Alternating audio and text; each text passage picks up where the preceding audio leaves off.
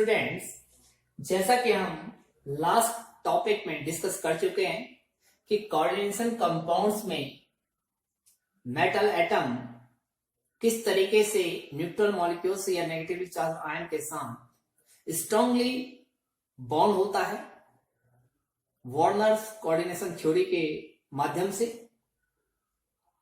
I hope आपने उस पर अपने नोट्स बढ़िया ढंग से तैयार कर लिए होंगे। आज हम कुछ इंपॉर्टेंट टर्म्स को डिस्कस करने जा रहे हैं जो कि किसी भी कोऑर्डिनेशन कंपाउंड्स को समझने के लिए जानना महत्वपूर्ण है। तो बढ़ते हैं अपने आज के टॉपिक की ओर, डेफिनेशंस ऑफ इंपॉर्टेंट टर्म्स। पहला जो इंपॉर्टेंट टर्म है वो है कोऑर्डिनेशन एंटिटी। जैसा कि हम जानते हैं कि कोऑर्डिनेशन कंपाउंड का एक बहुत बड़ा जो मेजर पार्ट होता है वो एज ए होल डिसोसिएट होता है जब इसको डिसॉल्व किया जाता है वाटर में। तो ये एज ए होल क्यों डिसोसिएट हो रहा है? क्योंकि ये क्या है, स्ट्रांगली बाइंड अप है। ये पूरा पार्ट जो है वो स्ट्रांगली बाइंड अप है एक दूसरे के साथ। और इसमें क्या होता है, इस पार्ट में सेंटर में एक एटम होता है और उसके सराउंडिंग्स में कुछ न्यूट्रल मॉलिक्यूल्स या नेगेटिवली चार्ज्ड आयंस होते हैं जो कि उसके साथ स्ट्रांगली कोऑर्डिनेट लिंकेज के थ्रू जुड़े रहते हैं। इसीलिए मॉडर्न टर्मिनोलॉजी में इन कंपाउंड्स को कोऑर्डिनेशन कंपाउंड नाम दिया गया क्योंकि इनमें कोऑर्डिनेट बॉन्ड फॉर्म होते हैं। तो कोऑर्डिनेशन कंपाउंड का वह पार्ट जो कि आपस में जुड़ा रहता है कोऑर्डिनेट लिंकेज के थ्रू, वही क्या कहलाता है, कोऑर्डिनेशन एंटिटी कहलाता है। तो मैंने क्या कहा, it is the part of coordination compound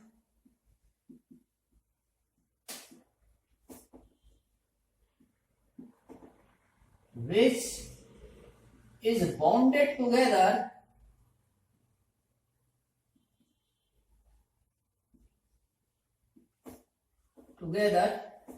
by coordinate linkage।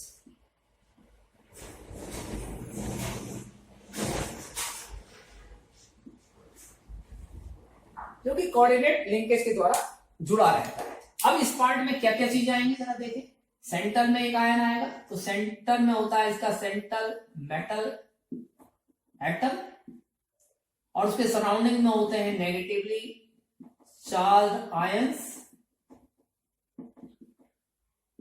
और न्यूट्रल मॉलिक्यूल्स। मैं इसलिए लिख रहा हूं क्योंकि ये जनरली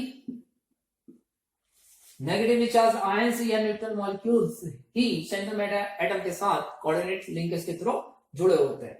कुछ स्पेशल केसेस भी होते हैं, उन पे हम डिस्कस नहीं कर रहे हैं अभी। तो जनरल कंडीशन में बता रहा हूं, जो सेंट्रल मेटल एटम वाला पार्ट है और साथ में उसके जो नेगेटिवली चार्ज आयंस और न्यूट्रल मॉलिक्यूल्स हैं जो कि कोऑर्डिनेट लिंकेज के थ्रू जुड़े हुए हैं, उसको हम एज ए होल क्या कहते हैं, कोऑर्डिनेशन एंटिटी बोलते हैं।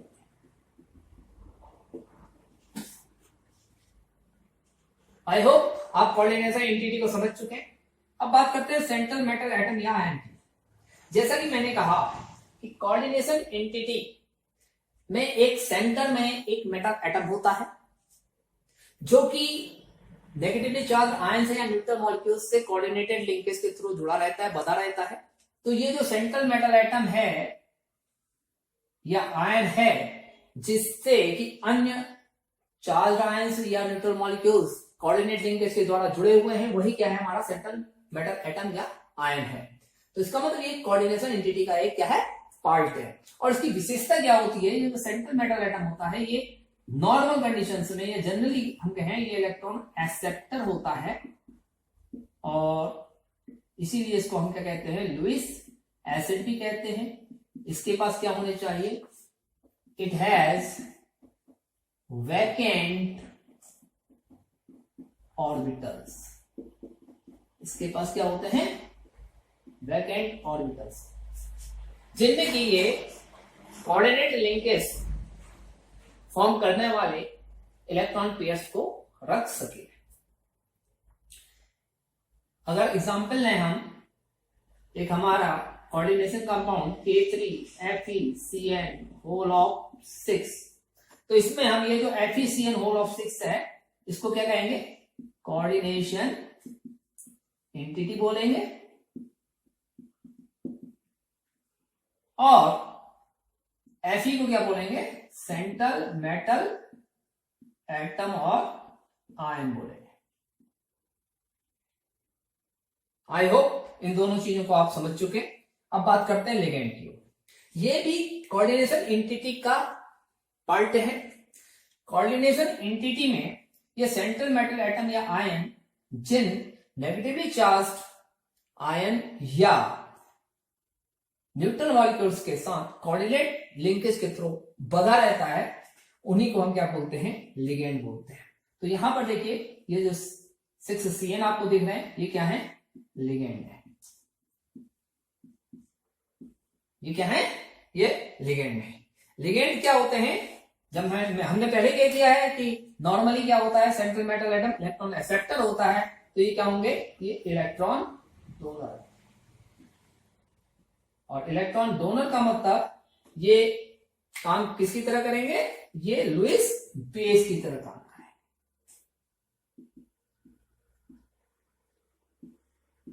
ये जनरली मैंने कहा, ऐसा नहीं कि लिगेंड हमेशा ही इलेक्ट्रॉन डोनर होते हैं। इलेक्ट्रॉन कभी भी कभी कुछ केसेस आपको ऐसे भी देखने के लिए मिलेंगे, कुछ ऐसे कोऑर्डिनेशन कंपाउंड भी मिलेंगे जिनमें लिगेंड इलेक्ट्रॉन एक्सेप्टर की भूमिका में होंगे। तो ये इलेक्ट्रॉन एक्सेप्टर भी हो सकते हैं, ये चीज भी आप माइंड में नोट करके रखें। कुछ ही केसेस हैं ऐसे जिनमें लिगेंड इलेक्ट्रॉन एक्सेप्टर का काम करते हैं, और वो हमारे सिलेबस का भी पार्ट नहीं है भी नहीं कहूंगा, क्योंकि मेटल कार्बोनाइल्स हमारे सिलेबस का एक पार्ट है। तो कार्बोनाइल्स क्या होते हैं, इलेक्ट्रॉन एक्सेप्टर का काम करते हैं मेटल कार्बोनाइल्स में। तो लिगेंड इलेक्ट्रॉन एक्सेप्टर भी हो सकते हैं, और पॉजिटिवली लिगेंड भी हो सकते हैं, पॉजिटिवली चार्ज, जहां हमने मेंशन नहीं किया हुआ है तो लिगेंड पॉजिटिवली चार्ज हो सकते हैं। और जब पॉजिटिवली चार्ज होगा उसके बाद इलेक्ट्रॉन की डिफिशिएंसी होगी, तो वो निश्चित है वो इलेक्ट्रॉन एक्सेप्टर का काम करेगा। तो इलेक्ट्रॉन में भी इलेक्ट्रॉन एक्सेप्टर, लिगेंड में भी electron acceptor, but mostly they are electron donor. तो इसलिए हमने उनको रिप्रेजेंट कर दिया एज ए लुईस बेस। अब हम जानते हैं कि लिगेंड को किस तरीके से, कितने प्रकार से क्लासिफाई किया जा सकता है। लिगेंड्स को कितने प्रकार से क्लासिफाई किया जा सकता है। सबसे पहले हम लेते हैं on the basis of charge. Charge के बेसिस पर इन्हें कितने तरीके से कैटेगराइज किया जा सकता है। देखिए नॉर्मली जो लिगेंड होते हैं वो नेगेटिवली चार्ज होते हैं, और या फिर न्यूट्रल लिगेंड होते हैं। तो दो कैटेगरी तो इसकी चार्ज के बेसिस पर ये हुए, नेगेटिवली चार्ज लिगेंड और न्यूट्रल लिगेंड। और जो तीसरी वाली इसकी क्लास है वो है पॉजिटिवली चार्ज लिगेंड की। ये रेयर होते हैं, लेकिन कुछ केसेस में आपको देखने को मिल जाएंगे। इनके एग्जांपल्स नेगेटिवली चार्ज लिगेंड के Cl negative, Cn negative, NO2 negative, NO3 negative, ETC। इसी प्रकार न्यूट्रल लिगेंड के एग्जांपल अगर हम देखें तो NH3, इसमें नाइट्रोजन इलेक्ट्रॉन डोनर, H2O, इसमें oxygen electron donor. Positively charge ligand की बात कर रहे हैं तो मैं एक एग्जांपल यहां पर लिख दे रहा हूं। ये आपके सिलेबस का पार्ट नहीं, क्योंकि आपके सिलेबस में जहां तक मुझे ख्याल है पॉजिटिवली चार्ज लिगेंड के बारे में डिस्कस नहीं किया गया है, लेकिन आपकी जानकारी के लिए आपको मैंने ये कैटेगरी बता दी है। तो ये हमारा नाइट्रोसोनियम आयन है। अब बात करते हैं दूसरे क्लासिफिकेशन की, और हमारा जो दूसरा क्लासिफिकेशन है वह है on the basis of denticity. अब डेंटिसिटी का मतलब क्या है। डेंटिसिटी का मतलब यह है कि कितने सेंटर्स के द्वारा कोई लिगेंड मेटल एटम या आयन के साथ कोऑर्डिनेट लिंकेज के द्वारा बंध सकता है या जुड़ सकता है। नंबर ऑफ सेंटर्स के आधार पर डेंसिटी हम कहेंगे 1 हो सकती है, 2 हो सकती है, 3 हो सकती है, 4 हो सकती है, 5 हो सकती है, 6 हो सकती है, तो डेंसिटी के बेसिस पर इनको जब हम क्लासिफाई करते हैं तो हमें इन्हें मोनोडेंटिक, या यूनिडेंटेड, एज ए बाइडेंटेड या डाइडेंटेड, ट्राइडेंटेड, टेट्राडेंटेड, पेंटाडेंटेड या हेक्साडेंटेड में क्लासिफाई कर सकते हैं। ये जो बाइडेंटेड के बाद हमने ट्राइडेंटेड, टेट्राडेंटेड, पेंटाडेंटेड या हेक्साडेंटेड लिखे हुए हैं, इनके लिए हम पॉलीडेंटेड इस्तेमाल कर सकते हैं। तो इस प्रकार ये यूनिडेंटेड, बाइडेंटेड, पॉलीडेंटेड के रूप में आपको क्लासिफिकेशन मिल जाएगा लिगेंड्स का। यूनिडेंटेड, इसमें केवल एक ही सेंटर के थ्रू क्या करेंगे, ये मेटल के साथ कोऑर्डिनेट लिंकेज के द्वारा बंधेंगे। For example Cl negative ion, Cn negative ion, NO2 negative ion, NH3, H2O, ये सब एग्जांपल्स हैं आपके यूनिडेंटेड या मोनोडेंटेड लिगेंड के, क्योंकि जब ये मेटल के साथ कनेक्टेड रहेंगे, बंधेंगे, तो केवल और केवल एक कोऑर्डिनेट लिंकेज के द्वारा बंधेंगे। बाइडेंटेड का एग्जांपल बहुत इंपॉर्टेंट एग्जांपल है, EN के द्वारा हम शॉर्ट एब्रिविएशन इस्तेमाल करते हैं इथाइलिन डायमीन के लिए। तो ये है CS2, CS2, NH2 और NH2। यहां पर देखिए दो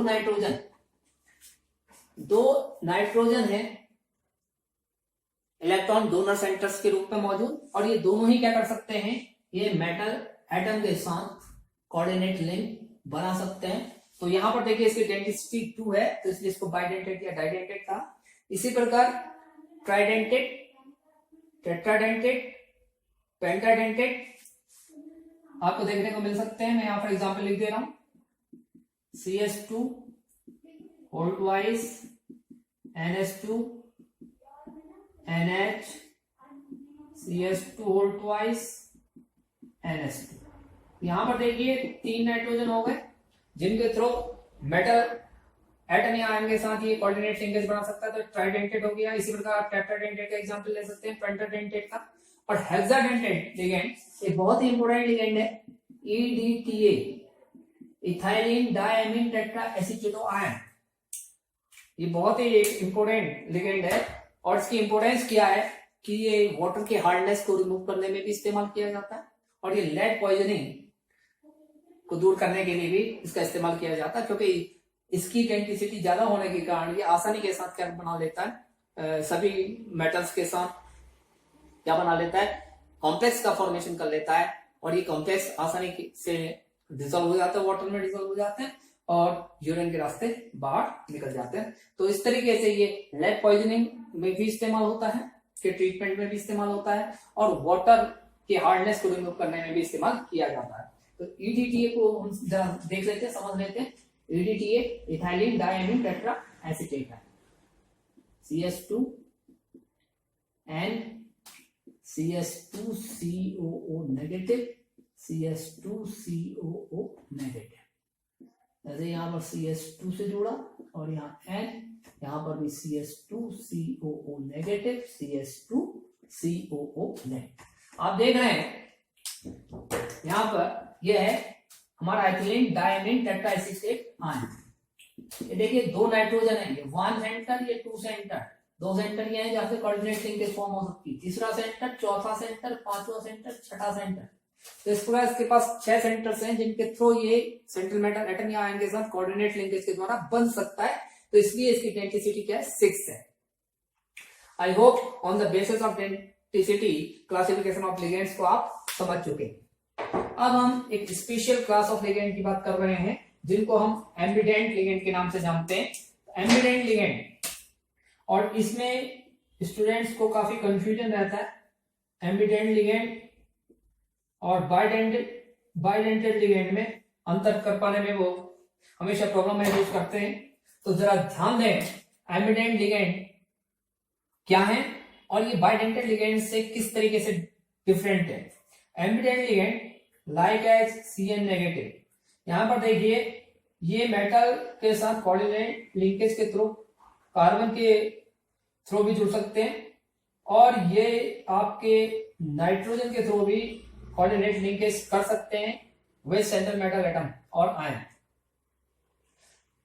लेकिन यद्यपि दोनों सेंटर्स के द्वारा ये कोऑर्डिनेट लिंकेज कर सकते हैं, लेकिन एक समय में केवल और केवल एक ही के द्वारा कोऑर्डिनेट लिंकेज से बंधेंगे सेंट्रल मेटल एटम या आयन के साथ। इसलिए इनकी डेंसिटी क्या हो जाएगी 1। सेंटर तो 2 हैं, यानी दोनों एंड इसके पास ऐसे हैं जिनके थ्रू ये मेटल के साथ क्या कर सकता है, कोऑर्डिनेट लिंकेज बना सकता है। जैसा कि हमने बाइडेंटिटी केस में भी देखा था, वहां पर भी 2 सेंटर उपलब्ध थे और वो 2 के 2 यूज हो रहे थे कोऑर्डिनेट लिंकेज में। लेकिन यहां पर एक बार में क्या होगा, एक ही कोऑर्डिनेट लिंक फॉर्म करेगा, लिंकेज फॉर्म करेगा। इसी तरीके से एक और एग्जांपल देखते हैं NO2 का। NO2 नेगेटिव में जरा देखिए, मेटल के साथ कोऑर्डिनेट लिंकेज नाइट्रोजन के थ्रू भी बन सकता है और मेटल के साथ कोऑर्डिनेट लिंकेज ऑक्सीजन के थ्रू भी फॉर्म हो सकता है। ये दोनों अलग अलग तरीके के लिंकेज शो कर रहे हैं, लेकिन एक समय में या तो ये ऑक्सीजन के थ्रू ही जुड़ेगा या नाइट्रोजन के थ्रू ही जुड़ेगा, और ये ही इनका डिफरेंस है बाइडेंटेड लिगेंड से। कभी कभी ये एम्बिडेंट लिगेंड क्या कर सकते हैं, ये डबल डेंसिटी को शो कर सकते हैं। एज अमूमन लैंथेनाइड और एक्टिनाइड्स के कॉम्प्लेक्सेस में ये शो करते हैं। एक एग्जांपल दे रहा हूं मैं, सेरिक। इस एग्जांपल को इसलिए ले रहा हूं क्योंकि ये हमारा इंपोर्टेंट लैब रिएजेंट है, ceric ammonium nitrate CaN, ceric ammonium nitrate. देखिए मैंने यहां पर इसका स्ट्रक्चर लिख दिया, ये हमारा सेरिक अमोनियम नाइट्रेट है। सेरिक अमोनियम नाइट्रेट के केस में ये जो नाइट्रेट आयन है ये डेंसिटी 2 रिप्रेजेंट करता है, और इसलिए यहां पर जो सीरियम है उसका कोऑर्डिनेशन नंबर चेंज हो जाता है। अभी मैंने कोऑर्डिनेशन नंबर की बात नहीं की है, कोऑर्डिनेशन नंबर मैं आपको लेटर ऑन एक्सप्लेन करूंगा। मैं यहां पर ये बता रहा हूं कि ये जो एम्बिडेंट लिगेंड है NO3, यहां पर ये इसकी डेंसिटी क्या है 2 है। तो कभी कभी क्या होता है, जब मेटल का सरफेस एरिया बहुत बढ़ जाता है, ये बहुत ही हेवियर मेटल्स में होगा, लैंथेनाइड और एक्टिनाइड्स के कॉम्प्लेक्सेस में विशेष करके देखने को मिलता है। सीरियम आपको पता है लैंथेनम सीरीज का तत्व है, तो ये लैंथेनाइड है और इसका जो साइज है काफी बड़ा है। तो बड़ा साइज होने के कारण ये इसके जो दोनों डोनर हैं वो एक साथ कोऑर्डिनेट लिंकेज बना पाने में सफल हो जाते हैं, क्योंकि इससे पहले के केसेस में क्या होता था, जब साइज छोटा था तो स्ट्रेन ज्यादा हो जाता था और स्ट्रेन ज्यादा होने की वजह से अनस्टेबिलिटी आ रही थी। लेकिन बड़ा साइज होने की वजह से स्ट्रेन कम होता है और स्ट्रेन कम होने के कारण स्टेबिलिटी बढ़ती है। तो कभी कभी ये 2 डेंसिटी को भी रिप्रेजेंट कर सकते हैं, लेकिन अमूमन क्या करते हैं, ये इनकी डेंसिटी नॉर्मल केसेस में क्या होती है 1 होती है। ये डिफरेंस है बाइडेंटेड और एम्बिडेंट लिगेंड में। अब हमने एक खास चीज देखी थी, जब हमने बाइडेंटेड, ट्राइडेंटेड, टेट्राडेंटेड, पेंटाडेंटेड, हेक्साडेंटेड की बात की, तो हमने पाया, जैसे कि यहां पर मैंने ड्रॉ भी किया हुआ था, कि इथाइलिन डायमीन किस तरीके से सेंट्रल मेटल एटम के साथ 2 सेंटर्स के थ्रू कोऑर्डिनेट लिंकेज के द्वारा बंधा हुआ है। अगर मैं इसको यहां पर रिप्रेजेंट करूं इस तरीके से, तो आप बहुत इजीली समझ पाएंगे। 2 नाइट्रोजन एटम्स ये बना रहे हैं आपके कोऑर्डिनेट लिंकेज, और ये आपका CH2 चेन हो गई। तो इस तरीके से आपकी ये क्या बन रही है, एक 5 मेंबर्ड रिंग बन जाती है। क्या बन रही है, 5 मेंबर्ड रिंग फॉर्म हो रही है। रिंग का फॉर्मेशन होता है जब मेटल एटम किसी बाइडेंटेड, ट्राइडेंटेड, टेट्राडेंटेड या पॉलीडेंटेड लिगेंड के साथ बंधता है। तो इस रिंग को हम बोलते हैं किलेट। क्या बोलते हैं, किलेट बोला जाता है। और इस प्रोसेसिंग को हम बोलते हैं किलेशन। और साथ में इस केस में जब ये रिंग फॉर्मेशन करता है लिगेंड, तो ये बोला जाता है किलेटिंग लिगेंड। इस तरीके से एक और क्लासिफिकेशन आप देख रहे हैं लिगेंड का, और वो क्या है, किलेटिंग लिगेंड। इस प्रकार जो कॉम्प्लेक्स फॉर्म होते हैं उनको भी हम क्लेट कॉम्प्लेक्स बोलते हैं, और क्लेट कॉम्प्लेक्स जो नॉर्मल कॉम्प्लेक्सेस होते हैं उनकी तुलना में ज्यादा स्टेबल होता है। नॉर्मल कॉम्प्लेक्सेस से मतलब मेरा उन कॉम्प्लेक्सेस से है जिनमें जो लिगेंड्स होंगे वो केवल मोनोडेंटेट होंगे, जिनमें रिंग फॉर्मेशन नहीं करेंगे लिगेंड मेटल के साथ कोऑर्डिनेट्स लिंकेज के थ्रू, तो उनकी तुलना में ज्यादा क्या होते हैं, स्टेबल होते हैं। तो इसका मतलब क्या है, रिंग फॉर्मेशन के कारण इनकी स्टेबिलिटी क्या हो रही, बढ़ रही, इंक्रीज हो रही।